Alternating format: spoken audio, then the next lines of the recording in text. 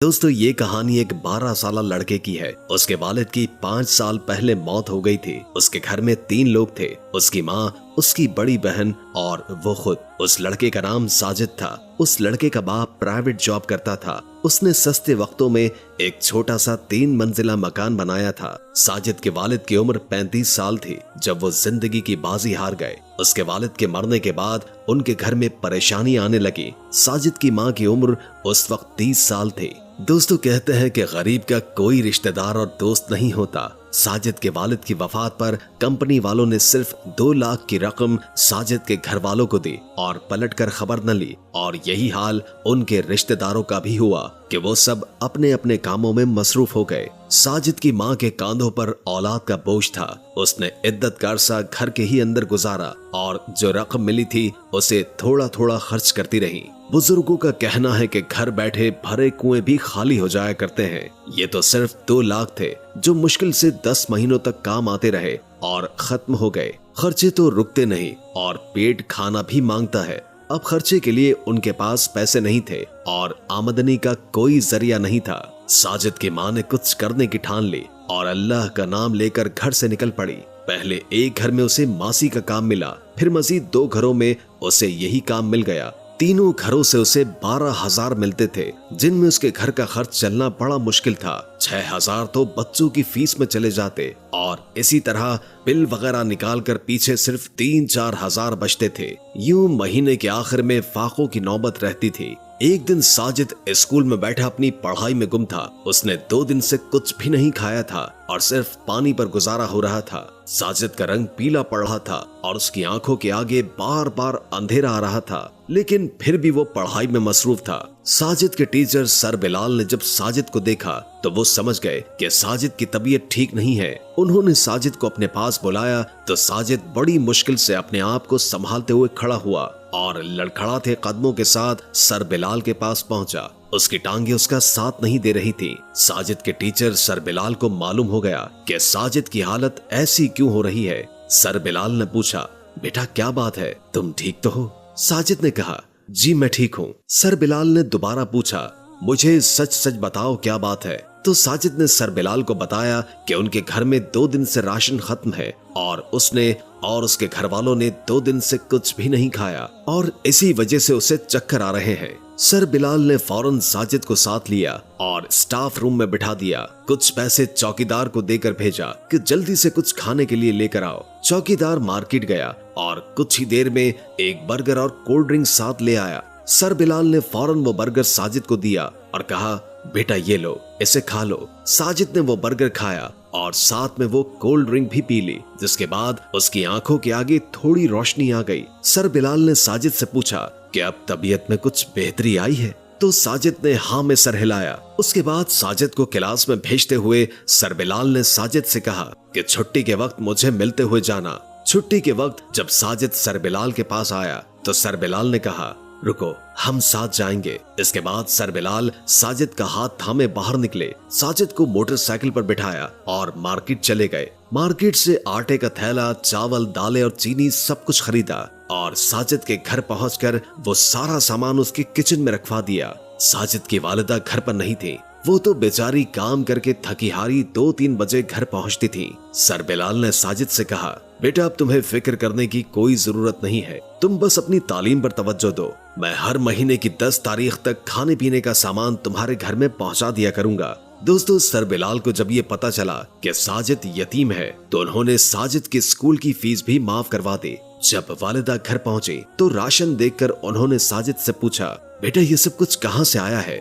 तो साजिद ने पूरी बात अपनी माँ को बता दी और बताया कि उसके सर बिलाल ने कहा है कि वो हर महीने की 10 तारीख तक घर में राशन पहुंचा दिया करेंगे और उन्होंने मेरी फीस भी माफ करवा दी है। साजिद की माँ ने जब ये सुना तो रो पड़ी और सर बिलाल को ढेर सारी दुआएं देने लगी। सर बिलाल अब उनकी मदद किया करते थे। अगरचे उनकी अपनी तनख्वाह भी कुछ ज्यादा नहीं थी, मगर इसके बावजूद वो अपने घर के साथ साथ साजिद के घर वालों की भी कफालत किया करते थे। साजिद की माँ अगले रोज सर बिलाल का शुक्रिया अदा करने उसके स्कूल पहुंची तो सर बिलाल ने कहा कि मुझे आप अपने भाइयों की तरह ही समझे, आप मेरी बहन है और मुझे आपकी मदद करके खुशी होगी। वक्त गुजरता रहा। साजिद अपनी पढ़ाई मजीद लगन और मेहनत के साथ करने लगा। साजिद ने अपने स्कूल की तालीम मुकम्मल की और फिर वो वक्त आया जब साजिद को बैरून मुल्क एक छोटी यूनी में स्कॉलरशिप मिल गई। साजिद की माँ और बहन बहुत खुश थे। साजिद ने कभी सोचा भी नहीं था कि वो जहाज पर बैठेगा और बैरून मुल्क जाएगा,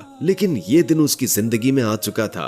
यूनिवर्सिटी ने ही उसके लिए टिकट का बंदोबस्त किया और अगले रोज साजिद की फ्लाइट थी। साजिद एयरपोर्ट पहुंचा और जब जहाज की सीट पर बैठा तो अपनी गुजरी हुई जिंदगी के बारे में सोचने लगा। फ्लाइट ने उड़ान भरी और 10 घंटे के सफर के बाद वो यूरोप पहुंच गया। अगले ही रोज साजिद की क्लासेस का आगाज था। उसकी रिहाइश, खाना पीना सब यूनी की तरफ से था और उसको जो पैसे मिलते थे उन्हें वो अपने घर भिजवा दिया करता था। वहाँ जल्दी उसने पार्ट टाइम जॉब भी शुरू कर दी और अपनी माँ को लोगों के घरों में काम करने से मना भी कर दिया। दोस्तों, अब साजिद अच्छी तरह सेटल हो चुका था। वो हर माह अपनी माँ को 1.5 से 2 लाख रकम भेजता था। उसकी वालिदा ने उसके पैसों से घर का काम करवाया और फर्नीचर वगैरह भी खरीदा। साजिद और उसके घर वालों के अब अच्छे दिन शुरू हो चुके थे। वही रिश्तेदार जो उनकी खबर भी नहीं लेते थे अब उनके घर आने लगे। 2 साल का अरसा कैसे गुजरा पता ही नहीं चला। उधर साजिद की बड़ी बहन की तालीम भी मुकम्मल हो चुकी थी। साजिद की डिग्री मुकम्मल हुई तो यूनी की तकरीब में ही उसे पाकिस्तान की एक कंपनी ने जॉब ऑफर की जिसकी माहाना तनख्वाह 4 लाख थी। साजिद आज बहुत खुश था और उसका यूरोप में आखिरी दिन था। उसने अपनी माँ और बहन के लिए ढेरों तोहफे खरीदे और अगले दिन फ्लाइट से घर पहुंच गया। माँ ने अपने बेटे को गले लगाया और उसे चूमने लगी। आज साजिद एक कामयाब शख्स था। उसने 1 हफ्ते के बाद अपनी जॉब का आगाज करना था। 1 हफ्ते का वक्त गुजर गया। साजिद का आज ऑफिस में पहला दिन था। उसने ऑफिस ज्वाइन किया और जैसे ही वो ऑफिस पहुंचा और अपनी सीट पर बैठ गया तो एकदम उसको सर बिलाल याद आ गए, जिन्होंने साजिद और उसके घर वालों की किफालत की थी और कई सालों तक उसके घर में राशन डलवाया और इन्हीं की मेहरबानियों की वजह से साजिद आज यहाँ तक पहुँचा था। अगर वो साजिद के सर पर दस्ते शफकत न रखते तो आज साजिद तालीम हासिल न कर पाता। सर बिलाल कोई अमीर इंसान नहीं थे, बल्कि वो एक तनख्वाहदार और सफेद पोश इंसान थे। उन्होंने साजिद की माँ को अपनी बहन कहा था और उसका हक भी अदा किया था। साजिद ने स्कूल छोड़ने के बाद सर बिलाल की कोई खबर नहीं ली थी। वो बहुत शर्मिंदा था। साजिद ने ऑफिस की गाड़ी निकलवाई और सीधा अपने स्कूल पहुंचा। वहां जाकर सर बिलाल का पता किया तो मालूम हुआ कि सर बिलाल तो 1 साल पहले ही स्कूल छोड़ चुके हैं। साजिद ने उनके घर का पता लिया और बहुत से फल और मिठाइयां लेकर उनके घर पहुंच गया। सर बिलाल काफी कमजोर हो चुके थे और वो ट्यूशन पढ़ा रहे थे, जिससे उनके घर का चूल्हा जलता था। साजिद ने उनकी ये हालत देखी तो बड़ा परेशान हुआ। सर बिलाल की 1 बेटी और 2 बेटे थे। बेटी ग्रेजुएशन कर चुकी थी, जो ट्यूशन पढ़ाने में सर बिलाल की मदद किया करती थी, और बेटे अभी पढ़ रहे थे। साजिद ने उनका इलाज करवाया और उनके घर रोजाना खाने पीने की अशिया भिजवाने लगा। यूं सर बिलाल तंदुरुस्त हो गए। साजिद की अम्मी भी सर बिलाल को देखने के लिए उनके घर गई थी, मगर सर बिलाल की बेटी उनको पसंद आ गई। उन्होंने सर बिलाल से साजिद के लिए उनकी बेटी का रिश्ता मांगा तो सर बिलाल ने खुशी खुशी अपनी बेटी का रिश्ता साजिद को दे दिया। सर बिलाल ने अल्लाह का शुक्र अदा किया कि अल्लाह ताला ने इस मुश्किल वक्त में साजिद को उनका सहारा बनाया और वो नेकी जो उन्होंने कई साल पहले की थी उसका सिला उन्हें आखिरी उम्र में मिला। प्यारे दोस्तों, अल्लाह ताला यूं ही बंदों को उनकी नेकियों का सिला दिया करता है। हमें चाहिए कि अपने आसपास के लोगों की मदद करें जो वाकई मदद के हकदार हैं। अगर आज हम मुसीबत ज़दा और परेशान हाल लोगों का सोचेंगे, उनका ख्याल रखेंगे, तो कल अल्लाह भी मुश्किल में हमारी मदद फरमाएगा। बेशक अल्लाह बेनियाज और बंदों को रिस्क देने वाला कारसाज है। अल्लाह से दुआ है कि अल्लाह ताला हम सबको सही रास्ते पर चलने की तौफीक अता फरमाए और हमें परेशान हाल लोगों की ज्यादा से ज्यादा मदद करने की तौफीक दे। आमीन या रब्बुल आलमीन। दोस्तों, ये थी हमारी आज की वीडियो। अगर आप चाहते हैं कि हम आपकी मर्जी के मौजू की वीडियोस आपकी खिदमत में पेश करें तो इस हवाले से आप हमें कमेंट सेक्शन में बता दें। उम्मीद है कि आज की वीडियो आपको अच्छी लगी होगी। अगर वीडियो अच्छी लगी हो तो लाइक करके हमारे चैनल को सब्सक्राइब कर दीजिए और कमेंट करके अपनी आरा से भी आगाह कीजिए और बेल आइकॉन को क्लिक कर दें ताकि हमारी नई आने वाली वीडियोस का आपको पता चलता रहे। अगर जिंदगी रही तो एक और वीडियो के साथ इंशाअल्लाह हाजिर होंगे। अभी हमें इजाजत दीजिए। अल्लाह हाफिज।